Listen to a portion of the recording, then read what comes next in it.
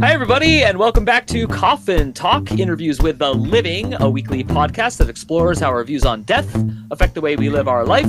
And this week, we have a guest named Houston Pierce. He's not from Houston, so I'm trying to make sure I differentiate that since I normally tell you where guests are from. And he is the host of an insanely fun podcast that I was on, and I wholeheartedly endorse and recommend to everyone. It is called 1,000 Crazy Questions. We will get into it and the premise of it later, but it's also important to mention that he's a film lover and a film critic, and he can talk about almost any topic and really loves nerdy pop culture. But, and I can attest to this, he also thrives in deep conversations. So today we're going to have a deep conversation.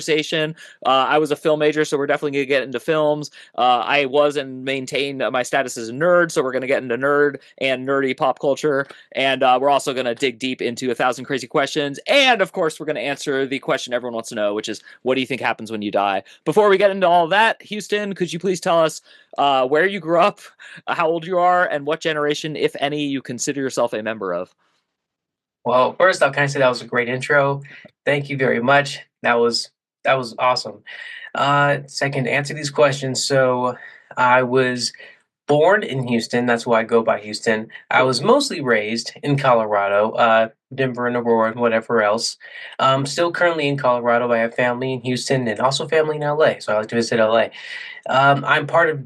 I'm close to being a millennial, I think, but I'm like on the tail end where I could just be the generation underneath, which I think is what is it?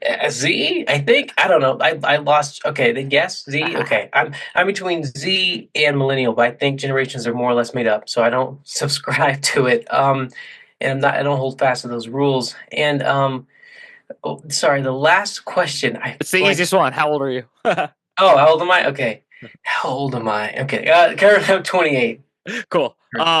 And your answer was correct, except you should take out more or less. Generations are a total BS. I just ask it because it tends to give a flavor to the episode, because even if people do believe in them, which is fine, they even, like get it that it's a joke. But I do, the goal of this podcast is to actually unify people, but not like unify them in like some cheesy I'm from Berkeley approach, like the real approach, which is we're all going to die. So let's talk about something we have in common, every single one of us. So with all that said, normally I wait until like way later to ask someone what they think happens when you die. But with you, I got a fun feeling that if I ask it first, the rest of the episode will spill out in a wonderful manner. So we're just going to get right into it. Houston Pierce, from LA, Aurora slash Denver slash Houston, Texas. What do you think happens when you die? Whoa. Okay. Yeah. I have a boring answer for you, man. I mean, Totally cool. I was background, I guess. I was born and raised in a Christian church, and that's kind of like that was my religion growing up. Some things happened in my personal life in high school, and I kind of re-chose being Christian as an adult, like well, teenager to adult, and that's where I've been since. And so this I say this is boring because it's a religious answer. I don't have. I'm a practicing Christian. I believe in heaven and hell. I know that's kind of a, like I said, boring. Sorry. Well, it's not boring if you live in Asia where there's 2 billion non-Christians, so I think it just sounds maybe boring to, but I'm like, I was raised by non-denominational slash borderline Jewish hippies who meditated. So, I mean, hearing the Christian approach to life, like you as an adult, I get more reverence and respect for Christianity as a religion because good people like you keep actually endorsing it well. And meanwhile, all of the stereotypes and negativity I had about it were from like newspaper articles and things like as a kid. So, I rarely meet someone who answers the question you do who isn't a consummate good person. So I'm starting to see a correlation between liking something that tells you to love everyone and be fair and nice and actually being fair and nice. And then don't get me wrong, there are people who are not, and we all know that, but that's not a reason to shame anyone. So I would like to know, I don't need to ask personally what happened to you in high school. You can share it if you want, but what I would like to know is what was it like reclaiming a religion, because it's not actually popular in your age group and demographic, and especially in high school, to be religious per se. And am I correct that you were in the Denver Aurora area in high school? Yeah, I was in the, I guess it was considered. Aurora. It was really rural near like an Oh, okay. airport. Got it. Sorry, now it's developed, and I was like the second graduating class from my high school. It was very new. There was barely any high school culture, uh, so it was very weird. Nowadays, I think it's different, Hmm. but I'm 10 years away from my literally 10 years away from my graduation, which is very strange. Yep. But it was it was uh it was a lot. Well, the reasons that drove me to reclaim my Christianity were to not to get too deep, I guess, but uh You can't get too my deep on the show, just so you know. good to know. My parents split up, specifically my father left the house, and it wasn't mutual. It was very messy. It was during the holidays. My brother was very little, and he told like my brother first before my mom, and it was kind of jacked up. And yeah, it kind of just put a strain on things, especially considering that he was a pastor at the time. So there was a whole lot going on, and I'd had some experience, like spiritual experiences before, but I had one like around the night that he left where like caught it sounds crazy, I guess, but I had experience where God kind of came and comforted me personally. And it feels very if I can remember that night very perfectly, very vividly. I've had experiences after that, but that really, really set my course. It kind of anchored me in a way where I could have honestly been a different person. I could have I probably would have been an agnostic, I think, or an atheist. I've one of my closest friends is a atheist agnostic. I say that because he claims he's an agnostic, but really to me he's kind of like an atheist, just the way he talks. And we've been friends since high school, and we get into these debates all the time about religion. He brings it up first. I swear, he's always the one. And but we get into great discussions, and the reason we're good friends is because I think the way he thinks. I just had different experiences, and when we get into talks that almost inevitable philosophical debate of is there God, I fall back on, well, hey, I know this happened to me. And I've had other things pile up on top of that high school experience too, that like, hey, here's not only this happened to me, but this happened now, and this happened, and this happened. And so that's I can't defend God logically. He honestly logically makes no sense, really. At least that's personally. I know there's apologists out there. I've actually had apologists on my show, and there's a philosophical debate, and you can get into history of it all. But I'm not that type of guy. I really have to just fall back on, hey, he did this for me. That's why I believe in him, and literally everything else, is someone else's life. I can't. I can only speak about my own. So Yeah. yeah. No, and I'm not a practicing Christian or a member of any institution of religion, but I am absolutely a person who has had comforting, intuitive moments more than once, and it's actually almost every 9 years, which sounds crazy, but I've actually like made a list of it and explained it to people. So I won't get into the lengthy list, but the point I'm trying to connect to on you with is it's actually completely unimportant for me if anyone believes me or cares. It doesn't matter because I have used it and it was there for me all those times. And so now I feel a comfort that no matter what I face, I will again be helped if I need the help. And if I don't need the help, I won't. So I loved your answer and I think it's very powerful. And yeah, Yeah. I'm a dad and I got 3 kids, and one is through a divorce, doesn't live near me, and it's heartbreaking and tragic. And I feel for everyone in your situation, like no matter who did what and how aggressive or whatever, it's all the saddest thing in the world is being married with a kid and fighting with your spouse and just like that feeling. And so now I'm happily remarried and I have 2 kids who live with me, and it's wonderful. And so I get to like every day get what I always wanted, but I always have this like other, you know, just heartbreak. And so I'm not going to get into my story. It's not important, and it's not important for the Whoa, show. whoa, whoa, Yeah. don't say that. Don't say that. No, Uh, but yeah, yeah, sorry. this is your show, man. Yeah, You can no, get but I as think, much as you yeah. want. Well, I think my Yeah. audience knows a lot of what I'm alluding to and what I've talked about. But the point I was trying to do to like convey enormous warmth to you is that I think um, you seem already like you're gonna take it and make it a good life. And so that is not my ham-fisted approach to segueing to the next question. I really do mean that that comes through to me on your podcast. Your podcast is hilarious. It's not like deep per se. And if you look it up, and I hope you do, people listening, it's called 1,000 Crazy Questions, and it's you did a lot of work for our episode, and I know you do it for all of them, and you have production, and you're just like incredibly into it. So let's start off with the most cliche, annoying question ever, and you get it all the time. But how did you come up with the idea? What was the point? You know, but it is important. Yeah, yeah. No, it's a again, I feel like this I have a boring answer for you.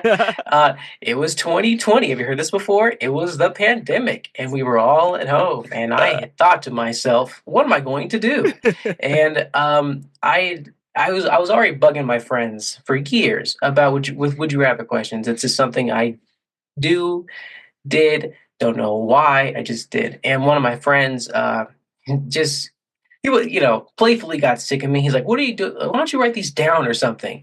And I looked at him and it's like, I like challenges. If people challenge me, I most of the time I'll take them up on it. I said, "Oh, okay, yeah, I will." And I actually went to the back room at work. Kind of wasted work's time, but I went and had an Excel sheet and I started writing them down. And then within like the hour, I had written about 100 of them, and I was like, "Oh crap!" And like it just kind of came to me, and I was like, "This is something. Like I have a useless skill unlocked." So, and then I sat on that list for a minute, not knowing what to do with it, not knowing like how to work with it. It just seemed like something I need to do something with. 2020 rolls around, we're all locked up, and I'm like, huh, what to do with this list. And then I'm talking to a different friend, and he mentioned something about a podcast. The word podcast rings in my ear in like a really cheesy cartoon. Yeah. Podcast. Oh, podcast. And then I make a podcast about the questions. I start with close family and friends. It branches out to some other close family and friends and other podcasters, different people, and it keeps going. And I'm able to talk to different people, and that's it. That's awesome. Yeah. No, it's a great story, and it's sadly almost identical to the story of Coffin Talk. It was 2020, but I love it, and I did a little prep. I normally don't do this kind of prep for my show, but I did come up with a couple not crazy questions for you, but questions about crazy questions. So feel free to say pass if they're too hard for you. But no, never. The first one is. What is a question that you asked that was meant to be like funny and levity driven and ended up being either abrasive, rude, or pissing some guests off? Has that ever happened to you? Hey everyone, if you're a fan of the show, please head over to MikeyOp.com and click the subscribe button. It's the best way to support us and it's free. That's MikeyOpp.com. Thanks. Oh man. Okay. Well, one bad example, and I can't say identity, so I'm not, and I won't, and I'm not going to, because this episode was great. I love this guest episode. And the thing was, we had a really, really deep talk during our pre-interview. My pre-interviews are really short. I don't know if you remember. I think we had one, but I don't really remember specifically. But It's like, hey, what do you want? Do you want like a red episode or blue episode? Red episodes being like anything goes, more risque and sex and death, things that really kids maybe when you want to let your kids listen to. And then blue is like family friendly. I ask safe questions. And so I'm talking to this guy about, hey, which one do you want? He's like, oh, I can answer anything. I'm like, okay, but like. So I'm gonna ask questions about this. He's like, yeah, no, you can ask me anything. And we ended up talking about life for like an hour. The pre-interview was supposed to take 5-15 minutes, turned into like an hour talk of us talking about literally our lives and religion and a bunch of other stuff. He had a really crazy life. We had like a pretty like good connection to the phone. It was the best pre-interview, no offense, I'd ever had. It's like, it was really cool. I'm looking forward to this man's episode. Episode comes, it goes, it was good. But then his episode was being released. I'm like, I reach out to him like, hey, I'm just so you know, I'm releasing your thing. tell me what you think about this clip from it. And then he reaches out. He's like, hey, actually, I didn't like these questions you asked me. And it was like terrible. And whatever. I'm like, huh? And I was like, what? And Wow. like, it's the same guy. Yes, it was like Yeah. late at night. I was like, what? I wait the day. I wait the night. Like, I'm not going to respond to this right now. And Yeah. then it was Yeah. like really Yeah. late night. I respond in the morning. I end up calling him and we talk and he explains how he didn't know. And some of the questions I asked him, he wasn't ready for. He thought it was going to be just kind of deep. Whereas because he chose red, I threw in some risky questions for him, and he has kids who look up to him and stuff. Oh. So I understood his point, but I was like, "Why didn't you say anything like during Yeah. or afterwards?" And he's like, I didn't. It was like, and also, I have some important stuff. Like he had someone in his life recently passed away and stuff like that. So life moved on for him. So I'm Yeah. like, okay, like I get it. It was like ah, man, it was like not my worst nightmare, but as I like it's something I actively try to avoid. And like so I didn't express to him like, hey, these questions I can and will kind of ask you anything. So I really try to like press that now. And I don't know if that answers your question because I know No, you it asked for a does. Yeah. specific one, but it's just kind of that episode was sprinkled No, with no, that yeah. definitely answered it, and it reminded me of like one time I make a quote block to post, and I always pick like the occupation or the definition of the guest. So like for you, I might just say podcast host of 1,000. I decide, Yeah. and now I don't do that. Now I usually ask the person ahead of time because of this person, and again, it's all on me. They just didn't like what I described them as, and they told me, and I had to like change it, and I'm connecting with you on that feeling of like, oh, my intention was to be good and to do good things in the world and to like bring joy to people. And now I've upset someone who I actually like. And this also does segue into another one of my questions about your questions, which is, have you ever accidentally become friends with a guest of yours? Are you like in contact with anyone you've ever interviewed? Um No, no, not a personal friend, I wouldn't say, but more like a good acquaintance. There are a couple people. I'll mention him now. Cool. Bob from Static Radio. Oh, I I'll, love Bob. I know yeah, Bob. Yeah. yeah, the freaking cat. Yeah. I'll email him. Times I'm like, hey, how you doing? He'll email me, hey, how you doing?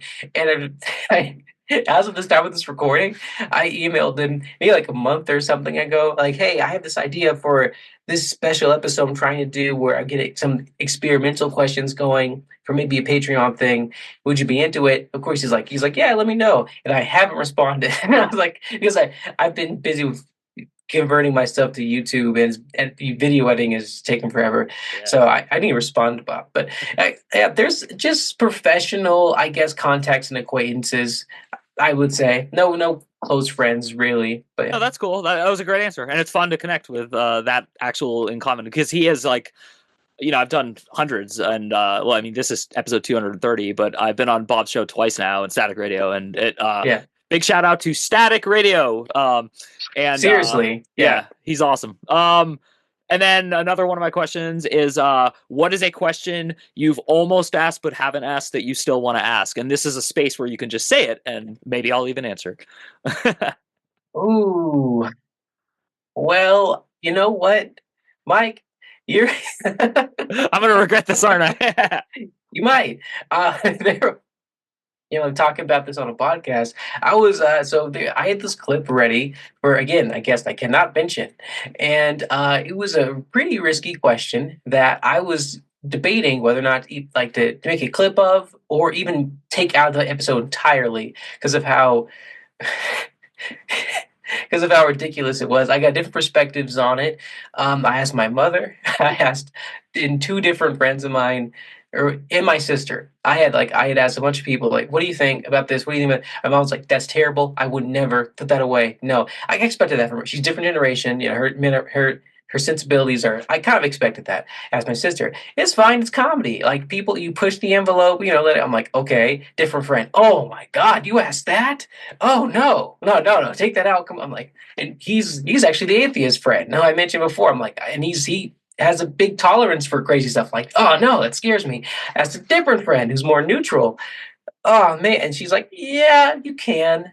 And I didn't know what to do. Ultimately, I left it in, and I had a version of this question that I tweaked during the episode for the guest, and I have to give you this backstory for it, so I can ask you this. it's not even kind of, it's very off, and it's off on purpose. All right. So the question I asked this guest was, this is not your question. This is the question I asked the guest. Okay. Okay.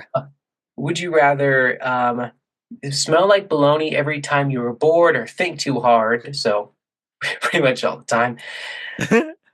Or be physically allergic to Jewish people. Oh, And, I like you know, it. Yeah. obviously the red flags start flying up. Yeah. The guest took it well. She actually wasn't Jewish herself. She had a Jewish family, which she mentioned in the clip. We laugh it off and everything. And I knew the question was unbalanced. It's more of like a shock, stupid, weird one. Yeah. She's like, oh, I'll take. I'll be allergic to Jewish people. I'll suffer it out. Whatever. Like, hey, like, can I take Benadryl? I'm like, oh, you probably could.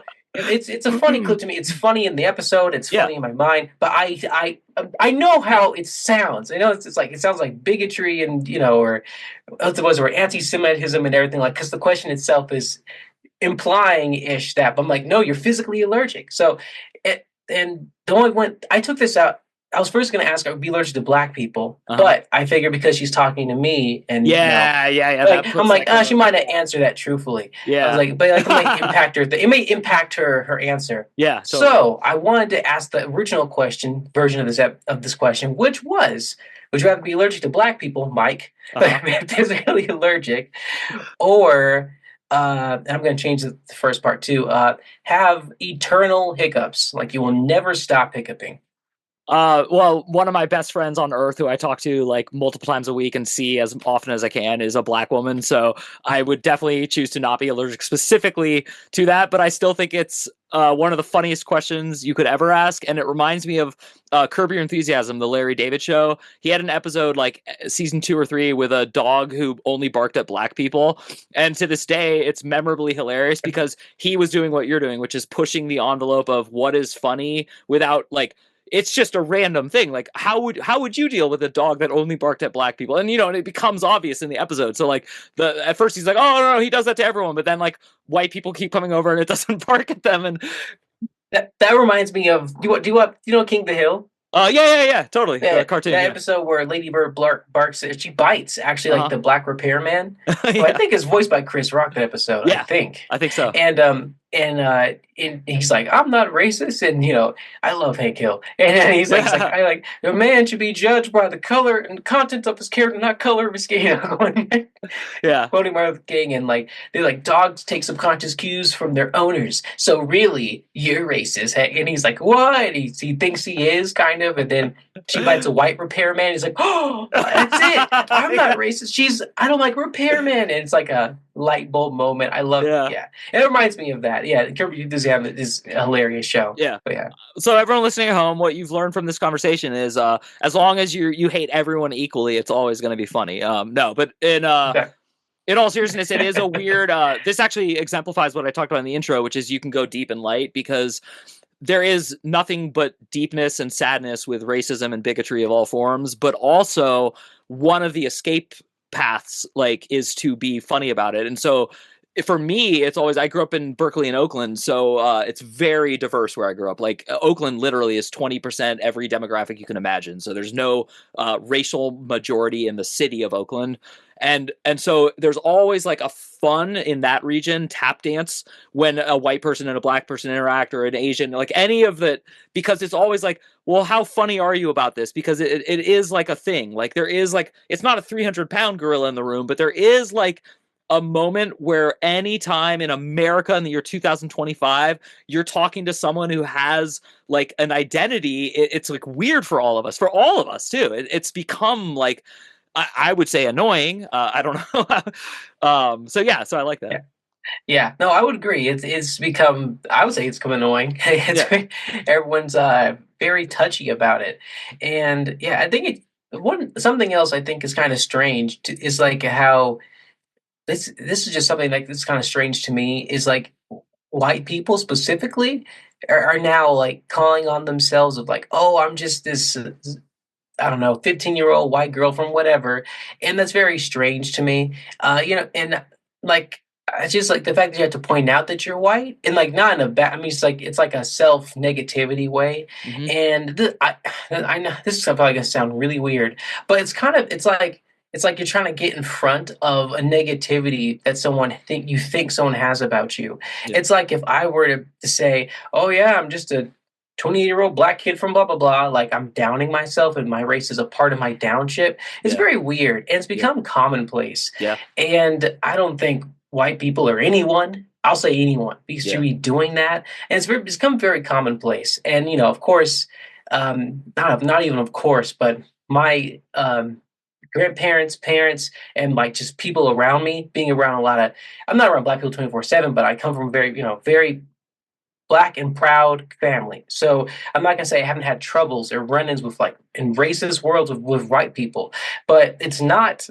or even other black people or Asian people or any people for that matter. But it's not it's kind of a weird thing where we could just normalize a casual we hate white people world because like I feel like the pendulum has swung a bit and we need to cut it out because it's gonna like and by we I mean just people in general, at least Americans. Yeah. It's not only it's strange, and if we were to do it to any other race, it'd be like obviously racist.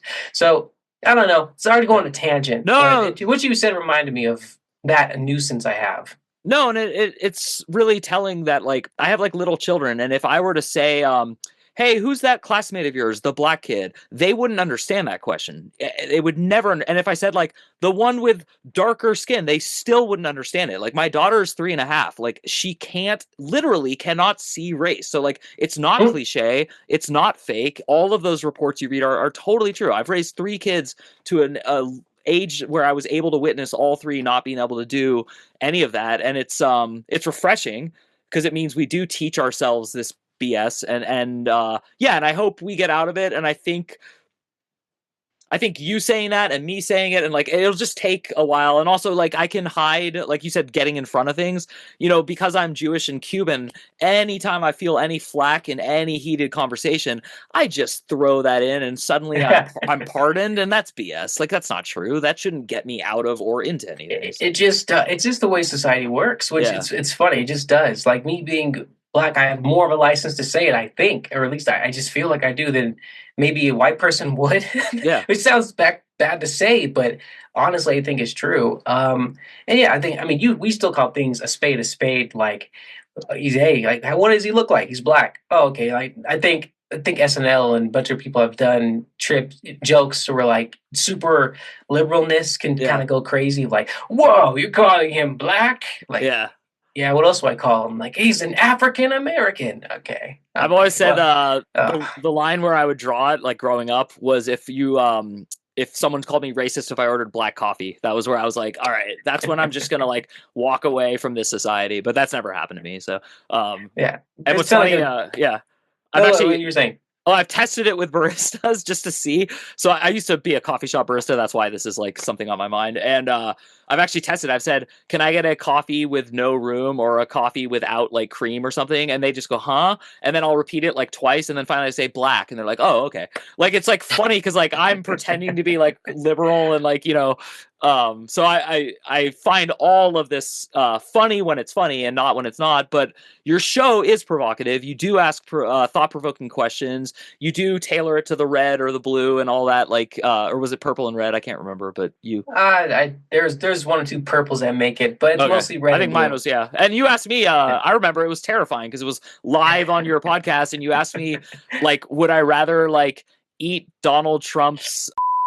It was hilarious, but it was like, not only was I actually horrified by the actual thought of eating Donald Trump's, but it was like I also was just picturing like how dumbly political everyone is, because like don't get me wrong, I have actual strong opinions about a lot of these people we're talking about, but I don't think you can't ask a funny question about it either. And so I love your show. Like that for me, it showed your not bravery, because that's also overused, but like you just you're conscientious and you care about others, and it's very obvious that you do, but you also want to have a fun, good time. And I think that's hopefully what the 2020s moving forward is a little bit more of, is like we just spent 8 years being like really serious all the time, and no one wants to be serious all the time, or at least normal people like us. So We're up on the deadline. I promised you we'd be off in time, so I am going to end the show quite abruptly right now, but I love where we went, and I didn't get to ask you about nerdy pop culture or movies, but maybe I'll have you back on and we'll do that later.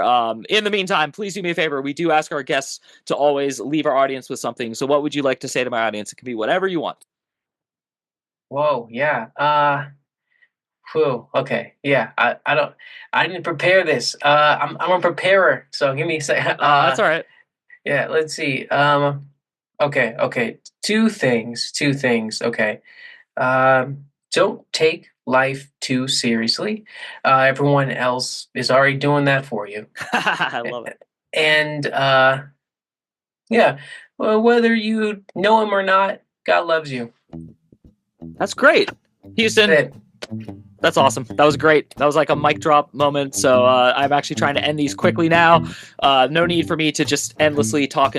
So Houston Pierce, thank you so much for coming on our show. Everyone, it will be in the notes for how to find him, but please, it's so easy. Enter it into any podcast app or even on the web. 1,000 Crazy Questions, 1K is an easy way to find it instead of the number 1,000. But either way, you will find it. You will find him. He's a great guest. Thank you so much for coming on my show. And if you want to support this show, as always, there's only one way to do that, which is to head over to MikeyOp.com and subscribe for free to the once a week emails I send out, which include fiction, videos, songs, nonfiction, and a bunch of other fun stuff that I do, which also doesn't take life too seriously. So thank you, Houston. Thank you to everyone listening. Once again, my name is Mike Oppenheim. You have been watching or listening to Coffin Talk, and we will see you soon. Walking alone.